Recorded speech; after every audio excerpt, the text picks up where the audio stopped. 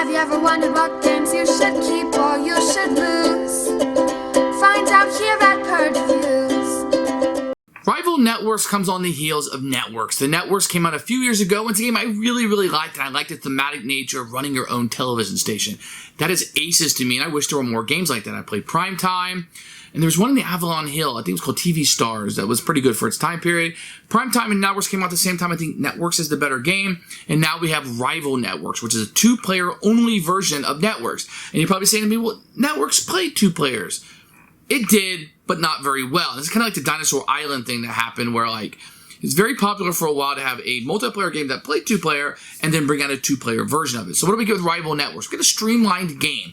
It's very much more streamlined, fewer bits, smaller table space. But you're still roughly doing the same thing. You're still getting your network cards that break. You're going to be getting your stars and your ads together to get money to buy those network cards. And you're trying to score the most viewers. You're going to have 3 time periods, prime time, 8, 9, and 10 that you're trying to fill. And you'll be drafting cards to fill those slots. And it's very cool how this one comes together. Do you need both? Well, you know, if you have the networks and you're on a budget and you don't buy very many games, then no, sadly, I would say this is not for you. If you're somebody who plays a lot of two-player games and not so much multiplayer, I would probably tell you to lean towards this one. It's a little bit streamlined, but the networks one does give you the flexibility to play with more players, so that's a big plus too. Now, the networks looks quite bloated compared to this one because this one's been streamlined. The bits are gone. You know, you don't have money anymore, for example. The ad cards are used for money, and you don't get any change if you overpay. So the parodies are still here, the same classic artwork that you're used to. The game feels very similar to Networks. I understand there's some things you're doing differently. They streamlined some things, took the money out, but roughly you're doing pretty much the same thing. You're getting the stars on the shows that match, and you want to have the most. The scoring's a little bit different. And there's less in this game. The bloat is gone. Everything that I didn't even realize was bloat was, I guess, and it's gone. So it's pretty good. It's really hard for me to say you need both. So I'll leave it at that. I'll say this is a very good version of it. It's got the same feel. You're doing a lot of the same things. The artwork, everything, the parodies that you're used to are here. The question is, do you need it? And I think it's a question I'm going to have to leave up to you. Do you want a two-player only experience of Networks? If so, Rival Networks is for you. If not, maybe you pass this one all by.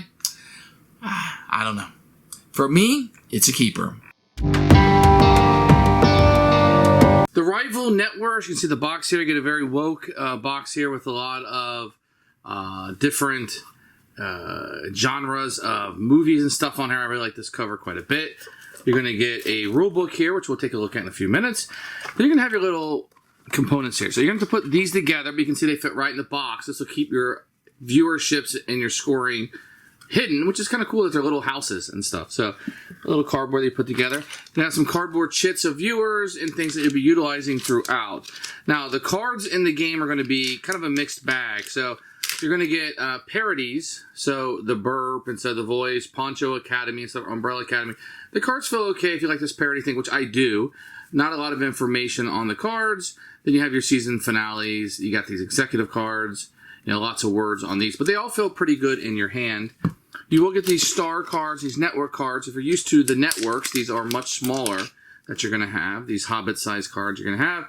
A lot of information on them, but it's nice because they don't take up so much room on the table there. And then you're going to have this to kind of make up the board as you're going through this little cardboard cards that you have. I don't know if I'm a huge fan of this, but it does fit nicely into the box. No kind of storage in the box.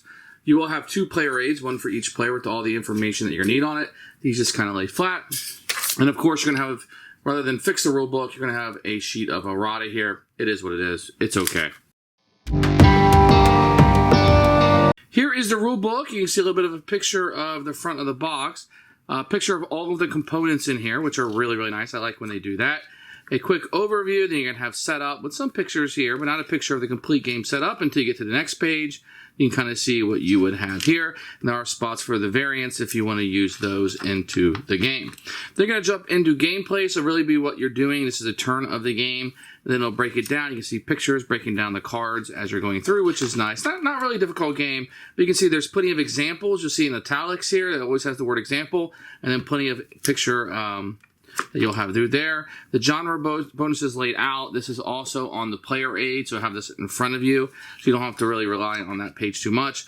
It kind of goes through what you're doing. I had a little confusion in this kind of section of it. I was able to figure out by more careful reading. End of your turn. And then this is kind of a jumbled mess here of just the season finales, how that works, end of game. Then you have a couple of variants at the end here that you'll be able to utilize. And then if you needed more clarification on some of the cards, that will be there.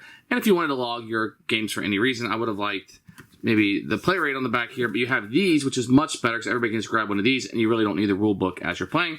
I found the rules to be probably an 8 out of 10, very good. I didn't really have too many issues as I was playing through, and we didn't have to constantly refer to this because we did have the player aid with us.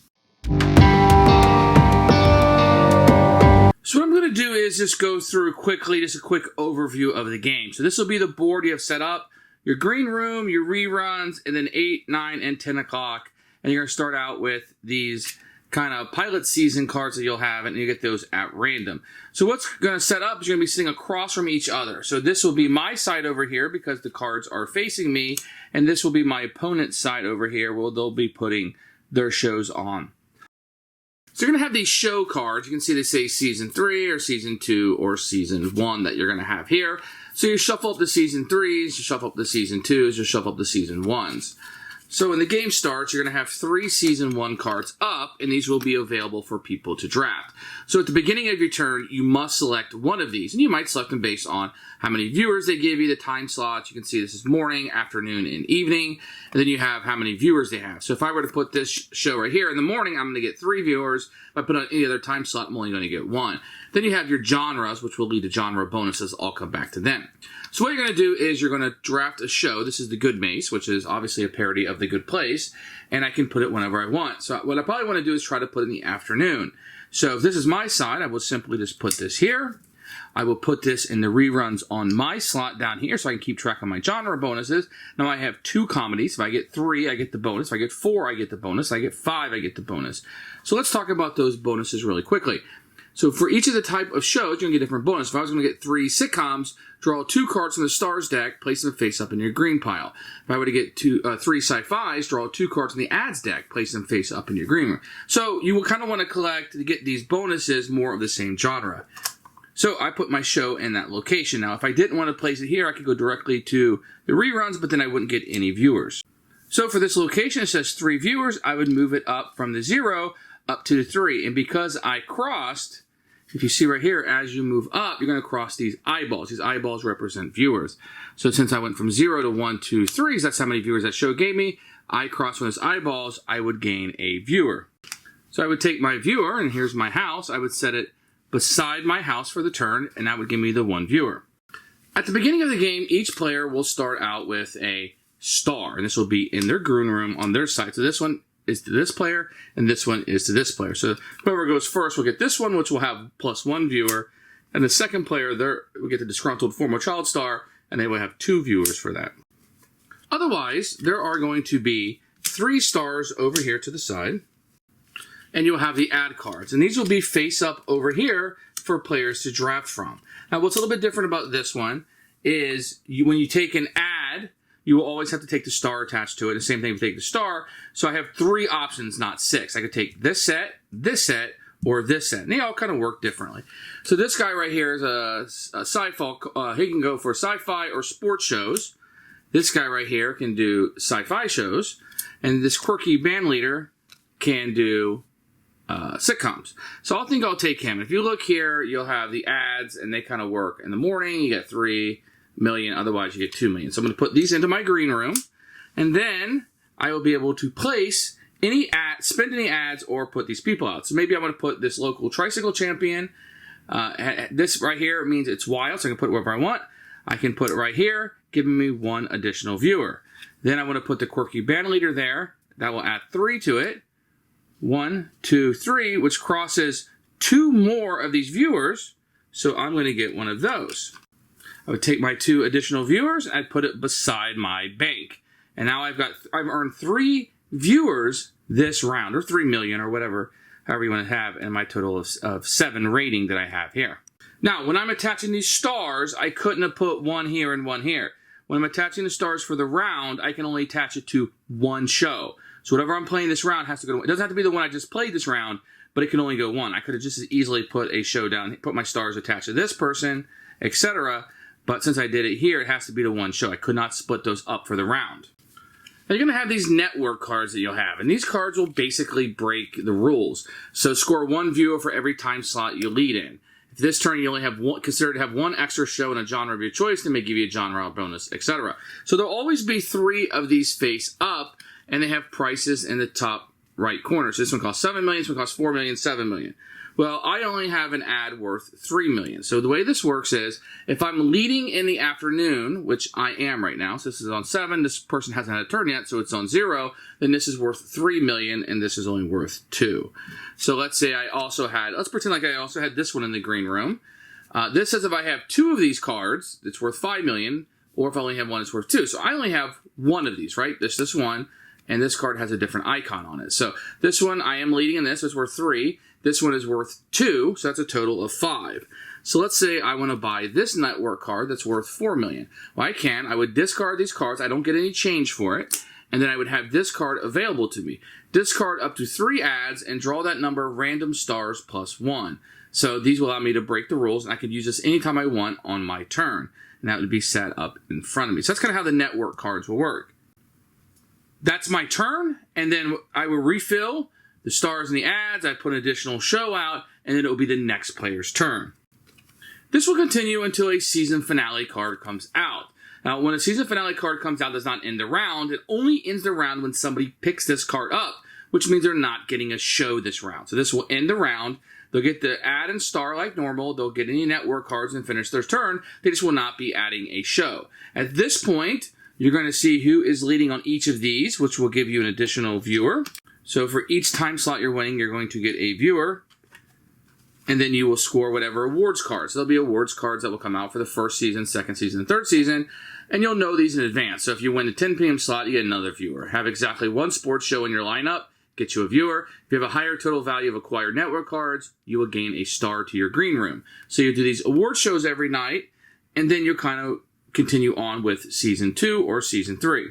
Now, one thing is at the end of each round, so remember that first round I showed you, I had 3 viewers. These would go into my house, and they would score points. So you know that I have 3 going in, but you kind of have to keep track of that mentally because now my scoring will be hidden for the game. At the end of the 3rd round, after you play 3 seasons, you just add up whoever has the most viewers, and that will be the winner of the game. As a quick recap, I'll just kind of show you this. The first thing you do is develop a show. You're going to assign a star and an ad. Remember, they have to be connected. Optionally, you can attach stars to one show, and then you can buy any network or play a network card at any time during your turn. After you go through 3 seasons, whoever has the most viewers will be the winner of the game. Who should buy this game? Look, if you played Agricola and you still bought the 2-player version, those were very different games. The same thing with Caverna. Caverna had a 2-player game, very different. The Le Havre version game, very different. This one is eerily similar to its big brother. And Dinosaur Island did this, where they brought out a big version, multiplayer, and they scaled it down for a 2-player version, and I don't know how often I pull it off the shelf, and I feel like this is going to be the same thing. Now, if I'm playing just 2-player, I would definitely pull this off, but I also have a lot of games and have the storage capacity for a lot of games and the budget for a lot of games. And not everybody's going to have that unique trifecta of situation.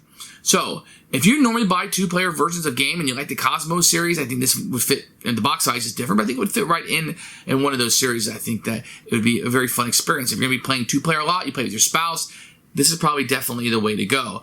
But if you want the flexibility of being able to play with more people and still having the experience of networks, and you like the networks 2-player version, then there's probably no reason to get this. This is one of those games that I'm kind of waffling on a little bit to say whether you need it or not. I liked it. I had a good time with it. I'm going to keep it. It fits a niche in my collection. But I could see why somebody wouldn't want it. So I'm going to leave this one up to you guys. For me, it's a keeper.